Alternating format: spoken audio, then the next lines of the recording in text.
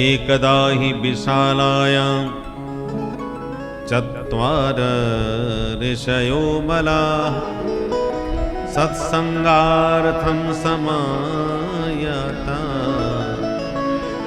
दद्रसोस्तत्र नारदम्। एक समय की बात, बद्रीनाथ धाम में सनकादिक चारों भाई घूम रहे थे। काय के लिए घूम रहे थे? सत्संगार्थम, सत्संग करने की इच्छा से। कि अचानक नारदम ददृशो, उन्हें नारद जी दिखाई पड़ गए। तो चारों भैयाओं ने नारद जी के पास में जाके जब देखा तो नारद जी की शकल पर 12 बज रहे थे। मुंह लटकाए भागे भागे चिंता में डूबे जा रहे थे। चारों भैयाओं ने पूछा, कथम ब्रह्मन दीन मुखः कुतश्चिंता तुरो भवान। नारद जी, तुम्हारा मुंह ऐसे क्यों लटक रहा है? कौन सी चिंता तुम्हें सताई जा रही है, हमें बताओ। त्वरितम गम्यते कुत्र कुतश्चागमनम तव। इस समय आप जा कहां रहे हो और आ कहां से रहे हो? इस समय आपका मुंह ऐसे लग रहा है महाराज जैसे महान कंजूस का किसी ने धन लूट लिया हो। गत वित्तो यथा जन। तो बाबा, तुम्हारी कौन सी संपत्ति लुट गई जिसके कारण लुटे व्यापारी की तरह मुंह लटका करके भागे फिर रहे हो? नोचितम बद कारणम। आप जैसे जीवन मुक्त संतों को मुंह लटका के ऐसे घूमना अच्छा नहीं लगता। आप तो दुनिया की चिंता दूर करने वाले बाबा हो और आज स्वयं चिंता में डूबे घूम रहे हो। महाराज, चिंता जो है वो चिता से भी ज्यादा खतरनाक होती है, क्योंकि चिता मुर्दे को जलाती है और चिंता जिंदे को जला डालती है। इसलिए चिता और चिंता में सिर्फ एक बिंदी का अंतर है। चिता पर एक बिंदी लगा दो तो चिंता हो जाती है। चिता चिंता समाप्रोक्ता बिंदु मात्रम विशेषता। चिता चिंता समाप्रोक्ता। चिता और चिंता समान ही है, अंतर कितना है? बिंदु मात्रम विशेषता। केवल एक बिंदु का अंतर होता है। चिता पर बिंदु लगा दो तो चिंता बन जाती है, बिंदु हटा दो तो चिता बन जाती है। पर दोनों में वास्तविक अंतर क्या है? सजीवम दहते चिंता, निर्जीवम दहते चिता। सजीवम दहते चिंता, जो जिंदा है, सजीव है, उसको चिंता फूंक डालती है। और निर्जीवम दहते चिता, चिता जलाती है किसको? जो निर्जीव है। व्यक्ति मर जाता तभी तो चिता पे भूखा जाता है, पर चिंता के कारण तो जिंदे व्यक्ति फूंक जा रहे हैं। बोल क्या करें साहब, बहुत चिंता रहती थी। उनकी छोटी बहू जब से आई थी उसने इतना टेंशन में डाल दिया, जब देखो धमकी देती रहती थी कि 1 मिनट में तुम्हें दहेज एक्ट लगा करके सबको ठिकाने लगा दूंगी। उसके चक्कर में ऐसे टेंशन में चले गए महाराज कि जीते जी फूक ही गए। निर्जीवम दहते चिता। तो नारद जी, आप जैसे मुक्त संग महात्मा को किस बात की चिंता है? तवेदम मुक्त संगस्य नोचितम। नारद जी, आप जैसे महात्मा चिंता करें ये बिल्कुल ठीक बात नहीं, इसलिए आप अपनी चिंता का कारण बताओ। नारद जी बोले, भैया आप खूब मिल गए, मैं सचमुच बहुत परेशान हूं। और क्यों परेशान हूं वो और सुन लो। मैं सत्संग प्रेमी महात्मा। नारद जी कहते, भैया इसलिए मैं सत्संग करने की इच्छा से भारत भूमि पर गया और भारत में मैंने सारे तीर्थ घूम डाले।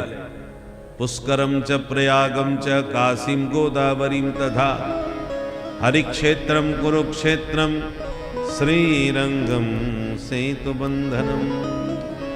इन सारे तीर्थों में घूमा पर चित्त को चैन कहीं नहीं मिला। संतों के पास गया तो पाखंड निरता संतः, संतों में पाखंड का प्रवेश होता जा रहा है। विरक्तों के बड़े बड़े भव्य महल देखने को मिल रहे हैं।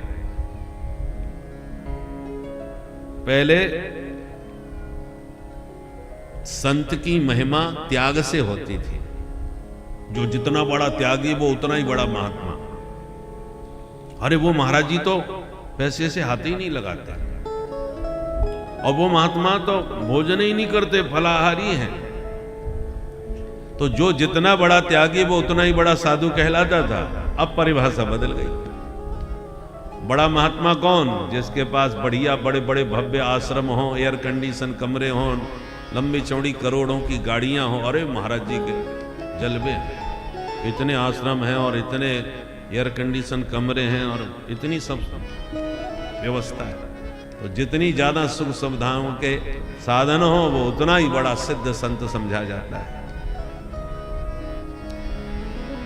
तो विरक्ता सपरिग्रह, गृहस्थों में भी बड़ा गड़बड़ है।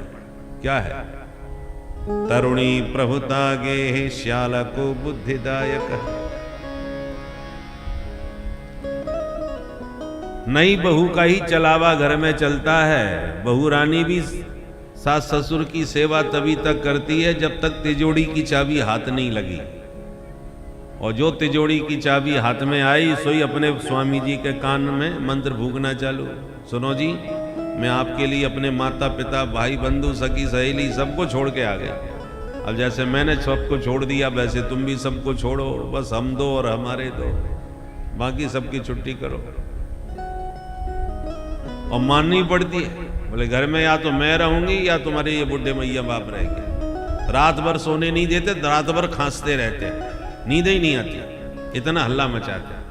और कहीं घूमने फिरने की बात करो तुरंत ही टांग अड़ा देते। मुझे बिल्कुल पसंद नहीं। तो तरुणी प्रभुता, उसी का ऐसा चलावा चलता है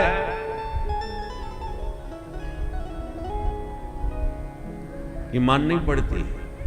और सलाह परामर्श की जरूरत पड़ जाए तो माता पिता से कोई सलाह नहीं लेता। श्याल को बुद्धिदायक, साले साहब सलाह देने वाले होते हैं। उनकी सलाह से ही घर के काम चलते हैं। परिणाम यह है कि पति पत्नी में ही आए दिन महासंग्राम मचा रहता है। ये स्थिति घर की गृहस्थों की। दंपति नाम च कलकनम, दाम्पत्य जीवन में ही निरंतर कलह मचा रहता है। ये सब गड़बड़ी गृहस्थों के यहां भी चल रही है। नारद जी कहते हैं एवं पश्चिम कलेर दोषान पर्यटन नवनी महम। कलयुग के ये कुत्सित कृत्य देखता हुआ मैं धरती पर घूम रहा था। मैंने सोचा कि राम राम, ये तो कुएं में भांग पड़ गई। जहां देखो वहीं घोटाला। अब हम कहां जाएं, क्या करें? हमने निर्णय लिया, नारद जी कहते हैं कि हमने सोचा अब सीधे वृंदावन में ही चल के राधे राधे करेंगे। ऐसा सोच के मैं वृंदावन में आया। पतत्राश्चर्यम मया दृष्टम श्रूयताम तन मुनीश्वरा। वृंदावन में भी जाके जो आश्चर्य देखा वो भी सुन लो महाराज। हमने देखा जमुना किनारे एक युवती बैठी रो रही है और दो बुढ़े आसपास बेहोश पड़े। तो मुझे दया आ गई। मैंने उससे देवी से जाके पूछा, देवी जी क्या कष्ट है, क्या परेशानी है, जरा बताओ। तो उस देवी ने कहा, महाराज मैं अपना परिचय आपको देती हूं। मेरा नाम है भक्ति देवी और दोनों बुढ़े ये मेरे बच्चे हैं। इनका नाम है ज्ञान वैराग्य। अहम भक्ति रीति ख्याता इमऊ में तनयऊ मतऊ ज्ञान वैराग्य नामानऊ काल योगेन जर्जरऊ। पर समय की बलिहारी देखो कि मैया तो जवान और बच्चे हो गए बुढ़े। मैं 20 साल की और बच्चे हो गए 80 साल के। इसलिए सिर पकड़ के रो रही हूं, महाराज मेरा क्या होगा। मैं दक्षिण में पैदा भई, कर्नाटक में बड़ी भई, महाराष्ट्र में पली और कई प्रदेशों में पाखंडियों से परेशान होकर के बच्चों को लेके भगी। और भागते भागते मैं जैसे ही वृंदावन में आई तो मैं तो एकदम नई नवेली जवान हो गई और बच्चे मेरे बुढ़े हो गए। अब बच्चों की हालत देखी नहीं जाती।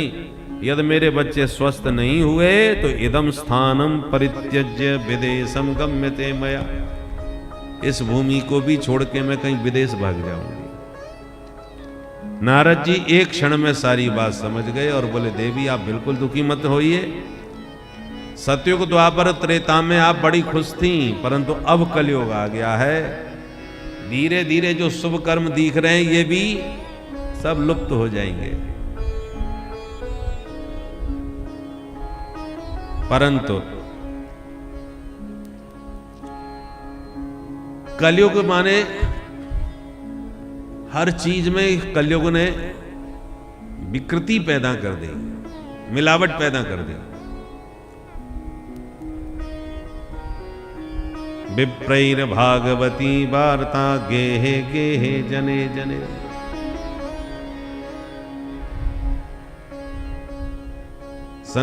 श्री नारद जी कहते हैं हमने देखा कि कलयुग में भागवत बहुत हो रही है,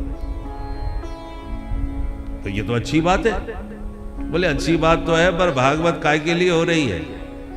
कारिता कण लोभेन कथा सारस्ततो गतः।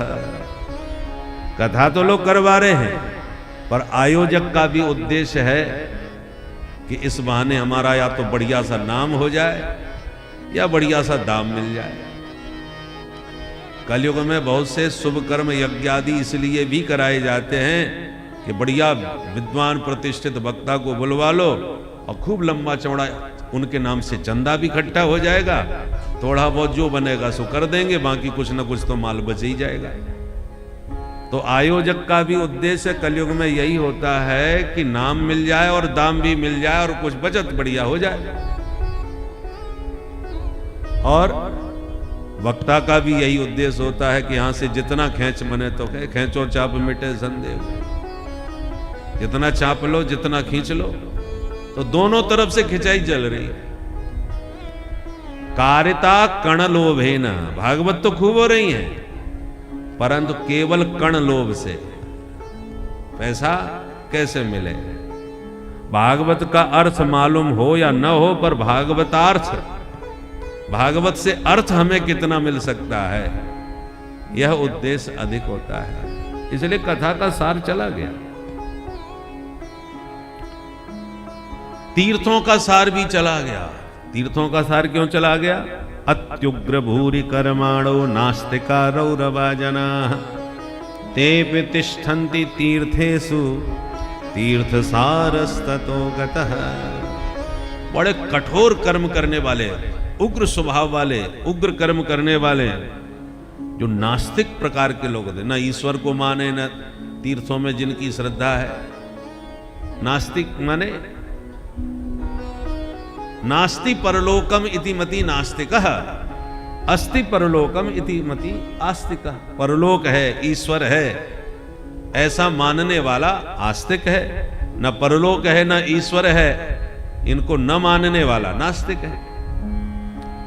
तो जो न ईश्वर को माने, न तीर्थों को माने, न देवी देवताओं को माने, ऐसे जो नास्तिक प्रकृति के लोग हैं वो तीर्थों में अपना अड्डा जमा के बैठे हैं। उनको तीर्थों से लेना देना कुछ नहीं है। बोले यहाँ कमाई बहुत जोरदार होती है क्योंकि भीड़ बहुत इकट्ठी होती है और भीड़ में जेब भी खूब कटती है, तो अपना ठेका भी खूब चलेगा।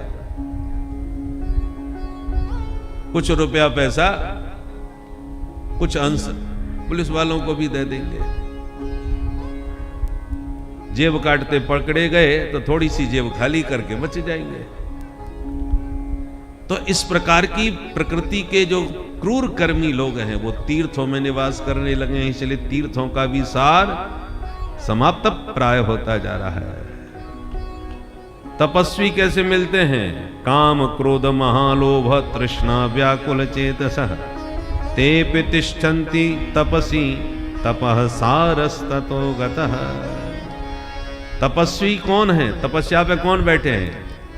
जो काम के दास हैं, क्रोध के दास हैं, महालोभी हैं, महातृष्णा जिनके भीतर भरी हुई है, जिनका चित्त तृष्णा से निरंतर व्याकुल रहता है, ऐसे लोग तपस्या करने बैठते हैं। इसलिए तपस्या का भी सार समाप्त हो गया। ध्यान योग शिविर लगवाते हैं कौन लोग? मनसश्चा जया लोभात दंभात पाखंड संशयात, जिन्होंने अपने मन को ठीक से जीता नहीं, लोभ जिनके भीतर भरा पड़ा है, दंभ और पाखंड से जो भरे पड़े हैं, ऐसे महादंभी और पाखंडी लोग ध्यान योग लगवाते हैं। शास्त्रों का जिनका कोई अभ्यास नहीं, शास्त्र का ज्ञान नहीं, शास्त्रानभ्यसनाच्चैव ध्यान योग फलं गतः, तो ध्यान का भी फल समाप्त हो गया। कलयुग में पंडित कौन माना जाता है?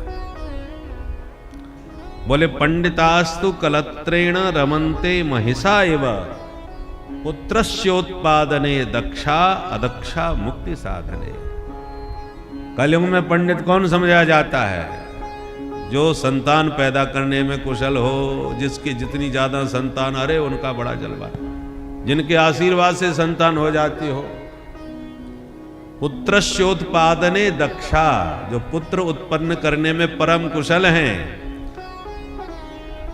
जिनके कई जितने ज्यादा बच्चे या जिनके आशीर्वाद से बच्चे जल्दी हो जाएं, ऐसे पंडित कुशल माने जाते हैं कलयुग में।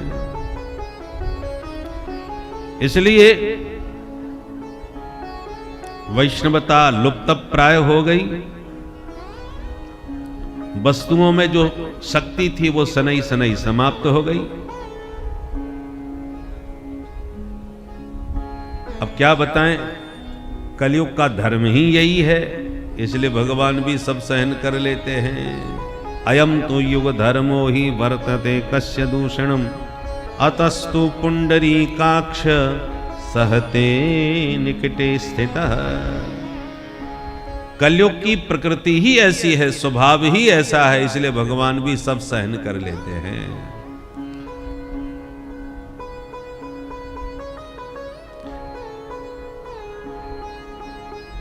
परंतु देवी अब बिल्कुल दुखी मत होना,